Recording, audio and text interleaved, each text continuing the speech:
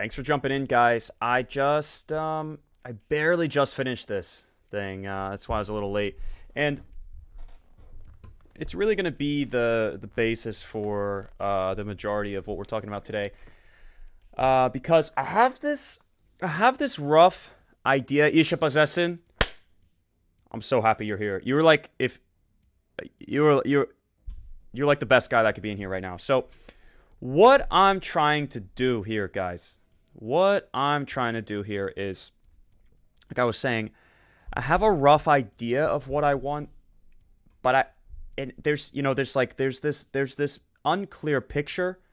I already know what it is, but I don't know exactly the details. And what I want to do is create a really comprehensive album review about Zuhaltertape Funk, but not only that album alone, because, well, a lot of people have done that already. I've seen them. I don't want to just add something into the discussion that already people have done.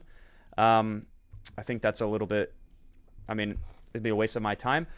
But a little, take a top down approach from the whole body of work, starting from Zuhaltertape 1 all the way to today, 5. And what's really been 15 years of a really specific type of Fick deine Mutter storytelling. And what I've done is, again, I say what I've done. I really haven't done anything. I just put the track list down here just to kind of put into perspective what's happened first over the years. And then I want to look at how each how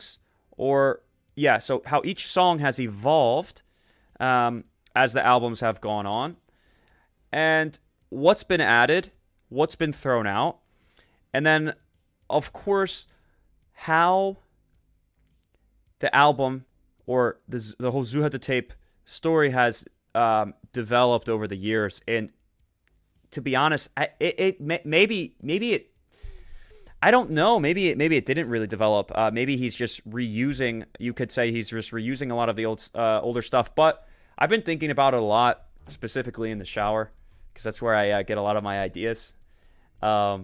Where you have, when you look at the songs, this is kind of, I know this is going to sound a little weird and a little complicated, but I'm trying to take a different approach, right? Because everybody does the same thing. They look at the albums, and I'm not saying it's a bad thing, but everybody does this, where they look at the albums and they say, okay, this song 4 out of 5. Oh, great atmosphere, great beat. I thought that maybe they needed more punchlines. This song 3 out of 5.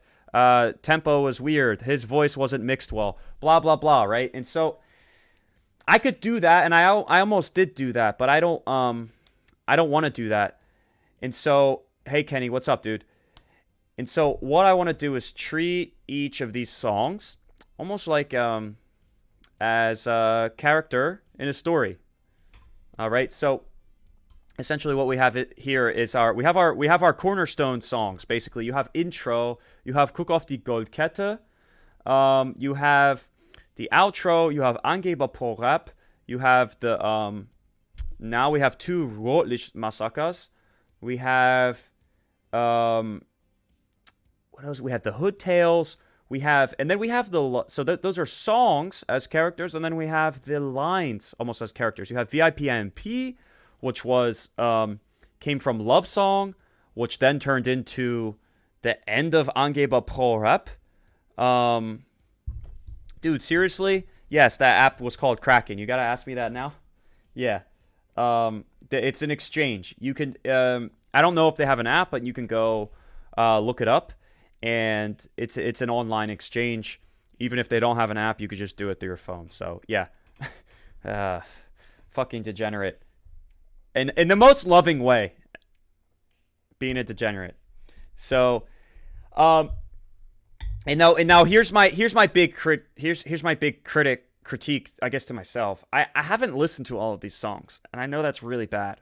All right, so in order to do this, I do need some help from you guys, but what I wanted to do is, again, kind of open the discussion to how each song has grown throughout the years, what it's turned into, and which of the lines have become kind of this, the trademark Zuhaltertape thing. And so as we go along, I'm gonna collapse this here. I have my little list over here, and I'm just gonna take some notes. Um, yeah, yeah, this guy's trying to buy some cryptos. It's funny. And so that's not the right. That's the. This was the. These are the notes to my the last video I did. And so here we got Zuhaltertape film for review.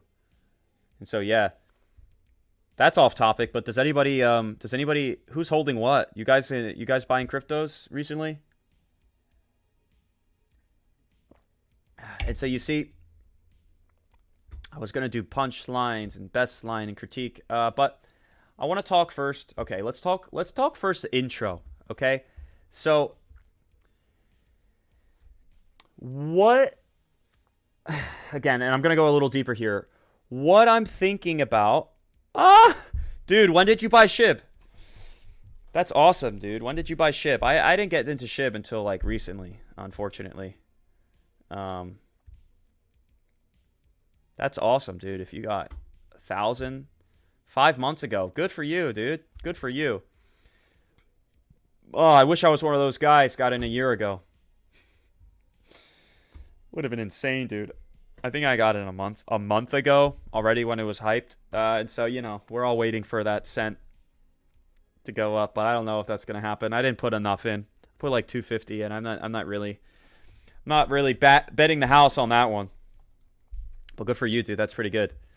But so back to my thesis here. All right, right. So I'm trying to formulate a thesis because I want to make a bigger video.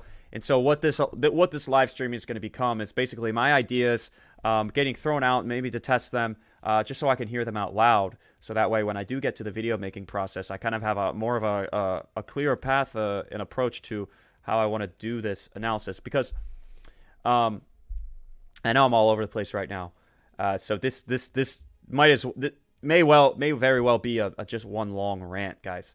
Again, I warned you in my Insta story. This is not going to be a reaction. It's going to be I'm going to call it a lecture. Okay. So if you guys came for reactions, I'm sorry. Stick around. I think maybe if you're into KOLLEGAH, it might be interesting. But this is mostly going to be a lecture. And so here's my starting thesis. So I'm actually re-watching Game of Thrones for the third time. Yeah, third time with my girlfriend. And so what makes a show like Game of Thrones, in my opinion, very good? Maybe there's some critique that came in with the last two seasons because I know they were rushed and they did kind of go really fast at the end. But ultimately, the show was very good. And so what makes that show very good is what we call character arcs, right? Or character developments. So let's take one of the most popular characters, okay, that made it through the whole show. So you have Jon Snow. That guy was pretty much a nobody. His family kind of rejected him.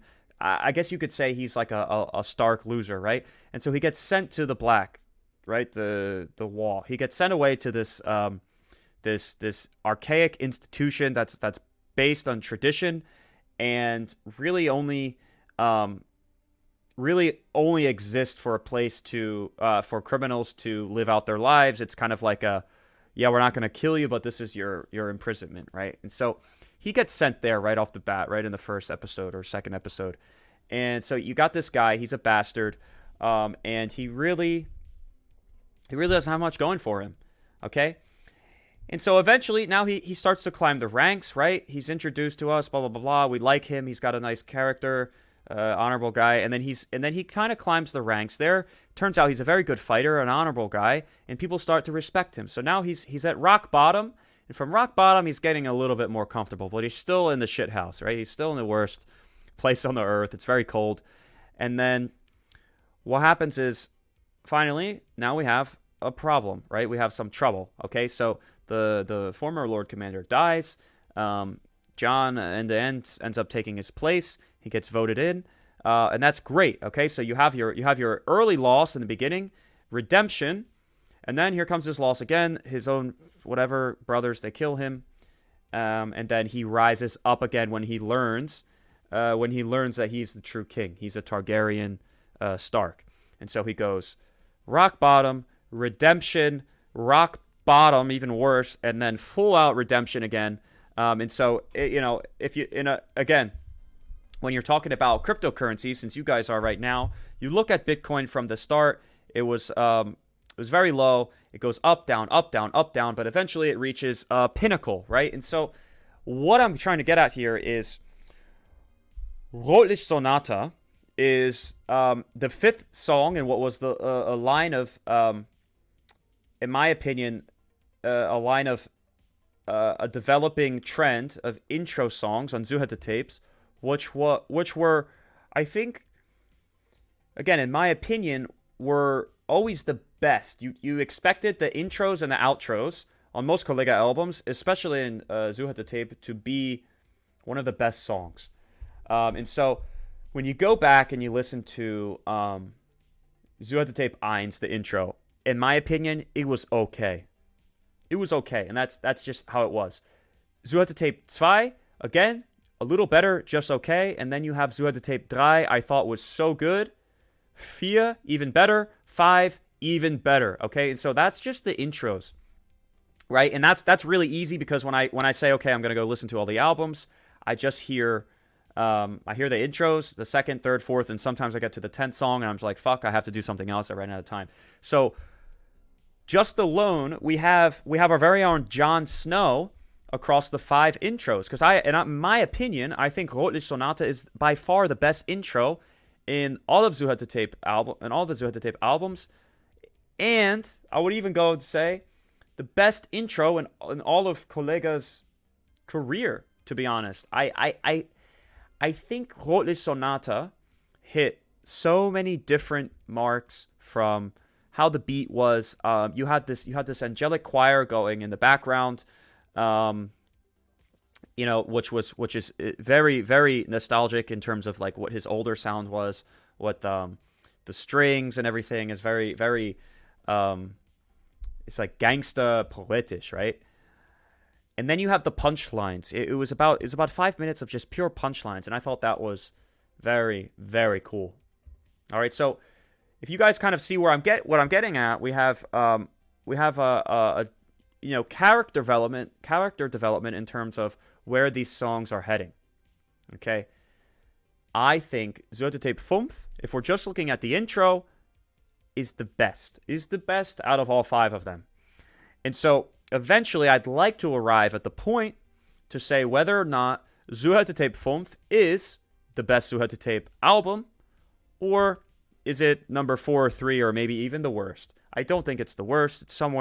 I think it's somewhere in the middle, if not the best. But of course, we're not going to figure that out today. We're going to start our path of questioning and answering today with this format, and we're going to go song by song and treat them like they are characters in a story, because overall, after all, and this is what we're going to get into next, Zuhaltertape is a story, and it's being told by a bunch of songs. Game of Thrones overall is a very large, deep, complicated, interconnected story told by the perspective of multiple characters all at once. And so that's kind of what we're experiencing here, and that's kind of what I wanted to get into here today, guys. So I appreciate you guys coming out. I know there's not a lot of you. I didn't expect a lot for this, because this is, to be honest, if you're not into this, it's very boring. But that's all right. So, intro, Rotlicht Sonata. Again, I think that's very symptomatic of what I just said. The Rotlicht Sonata not being called intro itself, because I think KOLLEGAH knew this was going to be like one and done, one of the best intros he had, and it deserved its own name. Almost to say, I'm closing the saga with the most amazing intro that I've done so far, and by far, I mean, again, I'm not going to go too much into depth about the punchlines, but we know that they were so good. All right. And so then we have Chinatown, right? We have Chinatown and Zuhaltertape 1, and I haven't heard it in a while, but if you do remember, this one kind of, I feel like this one kind of opened the way for us to start. I again, the Zuhaltertape 1 was like an intro to Zuhaltertape. It was like his first, the first look at what the story was going to be about. And so you have Chinatown here, and the story is essentially about, the shittiest part of town. This is where you're going to find all of your prostitutes and blah, blah, blah, blah, blah, right? And then eventually get to showtime here, right? So you have intro, what I'm about, a little bit more detail, and then showtime. This was a big banger back in the day. And then I really liked, again, this is going to be our second, because I don't think Chinatown has quote-unquote, a sequel, or at least a development. Correct me, guys, if I'm wrong. But what happens with Showtime is, of course, we have Showtime Forever. Where is that Showtime Forever? That comes in Showtime Again, sorry. Showtime Again, right? Showtime Forever is 5. Then we don't have another Showtime in Zuhaltertape 3. And so basically, what he carried throughout the Zuhaltertape songs was this beat, man, that I know he sampled from somewhere. I know he sampled it from somewhere. Okay, but that's not the point. I do want to talk about how Showtime from Zuhaltertape 1 turned into Showtime for Forever. Okay, it is Forever. So there is 1, 2. Where Showtime Again? Where's the other Showtime?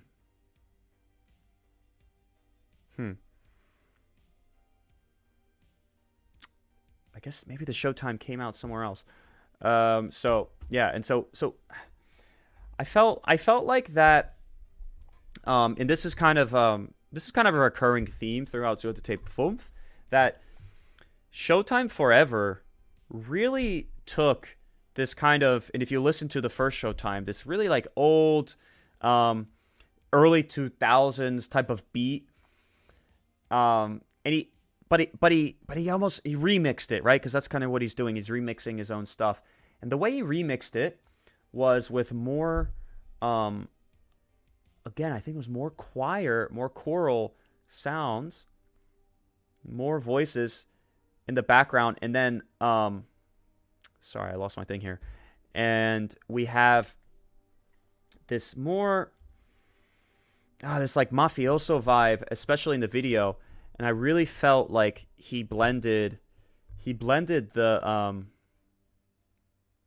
early 2000s beat, like hey, with the clapping, hey, right, into a more modern, but yet unique to himself, to his own style. I really liked I think Showtime Forever is by far way better than the earlier Showtimes. All right, and then we have Kaputt. I'm going back to Zuhaltertape 1. Kaputt gemacht. I'm not sure that made it. Again, I don't think that really turned into anything. And then we have the Angeber Pro Rap Freestyle. And then we had Angeber Pro Rap 2, Infinity, and Deluxe, which this is my first critique. This is where my first critique comes in. I felt cheated out of the Angeber Pro Rap Deluxe on Zuhaltertape 5. I really felt like the Angeber Pro Rap Infinity was way, way better. And the fact that he did half of the song as Angeber Pro Rap on a beat which I felt like was nostalgic, it was good, but it wasn't legendary like Infinity was. And then he had the ad-libs, kind of like we saw in VIP IMP, and this is what he did, and I don't like how he did this. He took Love Song, and how Love Song blended into VIP IMP, and then he smashed those two together and then combined those into the second half of Angeber Pro Rap Deluxe, right? And so we never really got another, like a VIP IMP 2 or a Love Song 3 or whatever, and I didn't like that, to be honest. I didn't like that, and I wish I wish. But now I'm thinking about it. The KOLLEGAH Symphony became the Angeba Pro Rap Infinity of this album, right? So it's almost like he made a compromise there. But I was expecting something more like Angeba Pro Rap Infinity, and I felt a little let down with Angeba Pro Rap Deluxe. To be honest, I felt a little let down. And then letdown number 2, and here's my second critique. I didn't think Hood Tales 5 was good. I don't think it had the same energy that 4 did, and that 4 did, and that one. Wait a second. Yeah, and that 1, 2, 3, 4 had. I feel like it didn't have the same energy. It was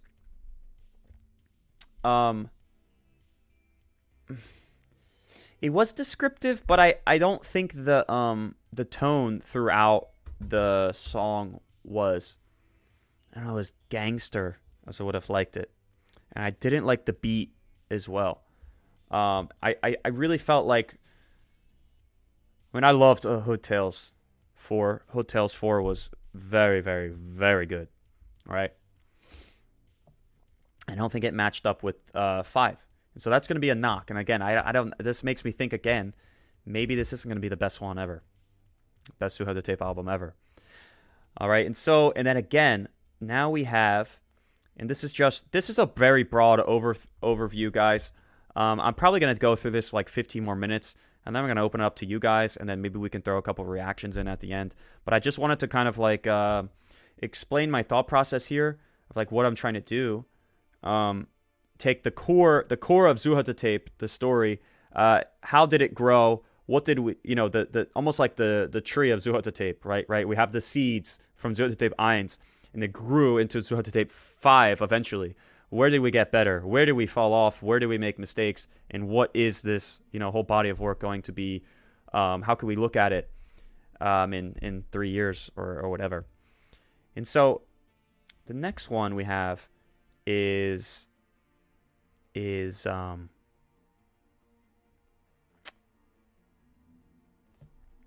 I guess you have the seasons, right? We do have other ones in there, which are gonna have to. I know I'm gonna have to actually go back and listen, because I know there are other ones that they don't match title to title, but they match with the beat and the style, right?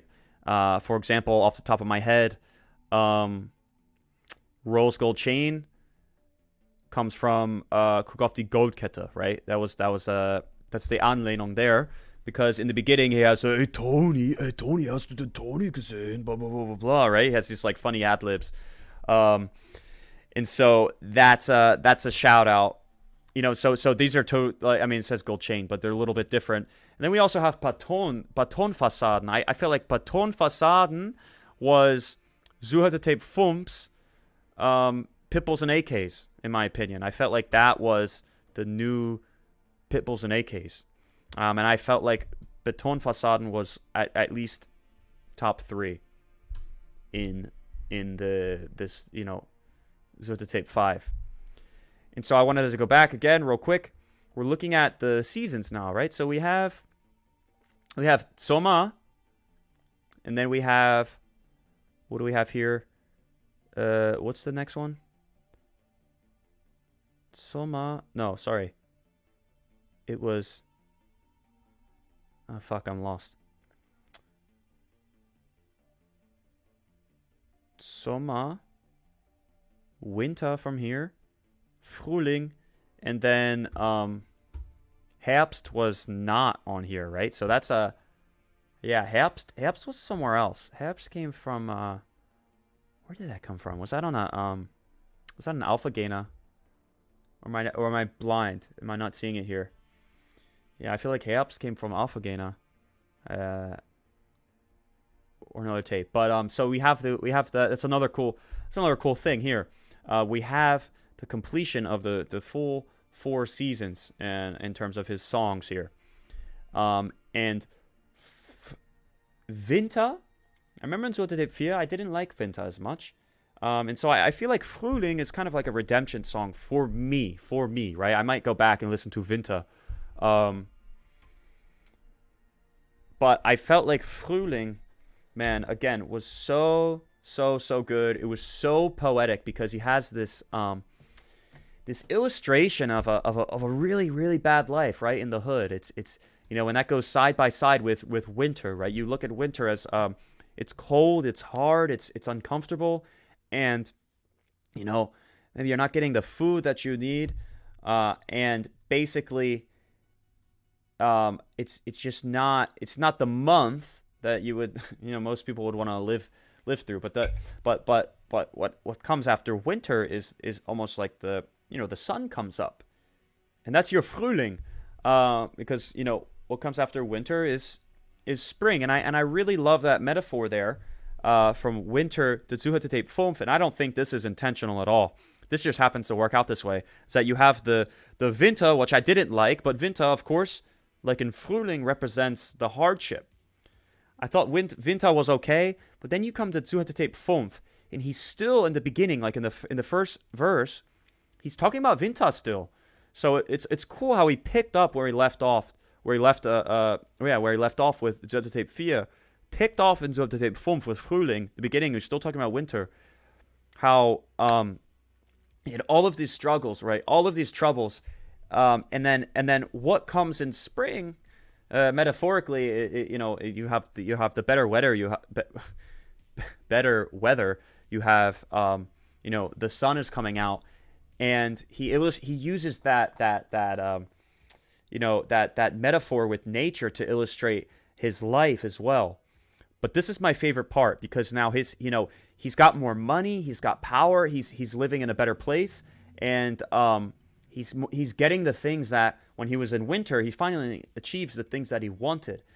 And what I really loved about this is that he got what he wanted, but he realized that maybe it's not what he wanted, and the person who possesses what he has in spring is not the person who asked in winter, meaning he lost a piece of himself. He said, what did I have to do? What's a little bit of gold? I think it was what's a little bit of money for my soul, right? Something like that. How he actually he went through winter and came out the other side not himself, right? He wasn't himself, and this changed him. Even though he got what he wanted, this ended up changing him. And that whole metaphor is I feel is very, very powerful. It's very, very powerful. And then so lastly, we're going to talk about the outros. Okay, we're going to talk about the outros. And if I'm correct here, yeah, so Angeba Pro Rap Infinity was the outro for 4. And so that's kind of why I felt let down. But I guess if we can just say, okay, forget the title of the song, let's look at Angeba Pro Rap Infinity as the outro and compare it to KOLLEGAH Symphony, and then look at Angeba Pro Rap Deluxe and look at that as kind of like an Anlehnung to the first Angeba Pro Rap, but a follow-up to VIP IMP, which we know comes from Love Song Reloaded and Love Song 1. So I when you look at it like that, now that I say it like that, maybe it's not a bad thing. But again, with the outro KOLLEGAH Symphony, dude, it's so goddamn good. The wordplays, and I'm not sure there was ever a rap song that used that amount of complicated vocabulary and intricate wordplays. And I really, really, really think that's like maybe one of the best songs lyrically that he put out. And again, I'm all for being corrected and debated upon, because I gotta really go back and listen. And I know Genocide is a bonus track, but I'm not gonna compare it. I don't think Genocide really fits in here. Genocide is kind of random, in my opinion. But yeah, KOLLEGAH Symphony, and I kind of wanted to. I feel like it would be a good time to make the second half of the stream about KOLLEGAH Symphony. And so we're going to transition to there in just a second after we do address, first of all, Rotlicht Massaker 2. And lastly, if we look at Rotlicht Massaker and Rotlicht Massaker 2, we're looking at another one of the devices that he uses throughout Zuhaltertape, throughout the Zuhaltertapes, and that is the nostalgia aspect, right? So you gotta realize that the majority of the KOLLEGAH fans today are mostly men, older men now.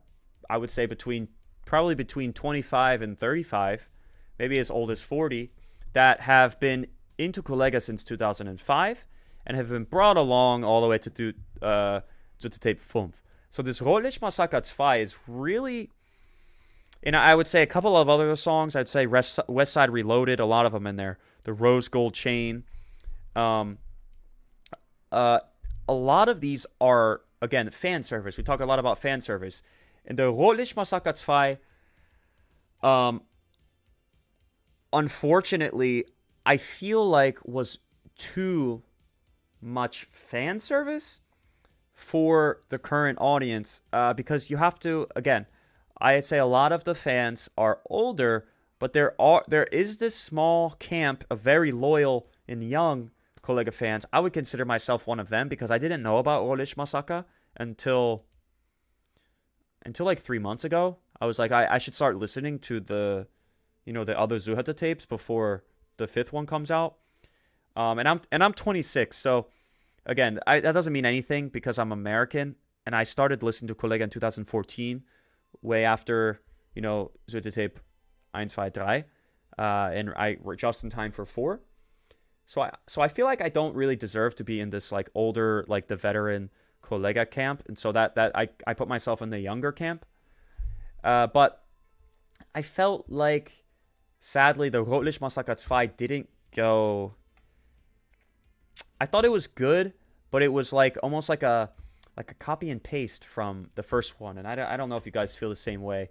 I felt like the double time was good, the flows were good, and some of the punchlines were good, but it felt, I don't know. It was good. It was like, honestly, it's like an 8 out of 10, but it's not a 10 out of 10 like I would say Zuhalter Aura, 10 out of 10, Rotlicht Sonata, 10 out of 10, Bolster Dames, 10 out of 10, Mafia Dynasty, 10 out of 10.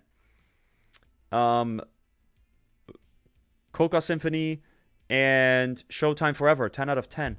I don't think it fits in there because there's something, I don't know, it felt forced. And I don't know if that's because he was working with Sonny for the first time in a while. It didn't feel as natural as the other ones.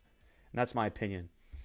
And so, with that being said, guys, I'd love to hear your thoughts, and I want to segue into, again, sorry, I'd love to hear your thoughts on kind of what I'm trying to do here. I want to analyze the Zuhaltertape body of work, not the album itself in isolation, because I don't think that's fair, because all of these songs have some sort of connection to a past album or a past 3 albums, because you see there's 1, 2, 3, 4 Hood Tales, 5 Hood Tales. There's VIP IMP is number 3 of 4 in the love song chain, and then you have all of these other things, intros and outros, and the seasons. So I felt like to look at it like that would be a fair review, and I'm running out of time, I know, because the album is already like almost a month old, and so I gotta give myself a hard deadline. But I don't know when I'm gonna get this review out. Isha Bazesan, I really would love if you could help me with that when I do get there. I mentioned I would contact you and we would talk about it. But that's kind of like what I'm thinking. If you take Zuhaltertape 5, kind of like these are like seasons. These are like seasons of a good show, right? These are the episodes, and inside we have and so inside we have the characters, the lines, and some of the songs can be looked at as characters that need to be developed along a timeline, and you see how that happens. And I think some people don't really look at it like that, or at least maybe not deep enough. And I would love to really illustrate that, because just looking at all the album reviews out there, I don't think one like, looking at it from this perspective does exist. It's going to be really hard. Isha Bazesin, you're the guy to help me because I feel like you know a shit ton about KOLLEGAH. Quick, did you see KOLLEGAH and CRZ7 are coming out with a song in Freshmacher next week, dude. That's so cool. I cannot wait for that because CRZ7 is lyrically, he's like baby KOLLEGAH. I think it's about time they're teaming up. I cannot wait for that. But I now want to move to KOLLEGAH Symphony. Okay, KOLLEGAH Symphony. I want to do I'm ready, dude. I'm ready for the full analysis. I don't know if you're ready, dude. Because I said I wanted to do this. I wanted to go back and check out the lines and really try to understand them. And yeah, wow, I was just talking for 40 minutes straight. Guys, I need to go get some water. And it looks like we just got Kenny and Isha Bazesin in here. No problem.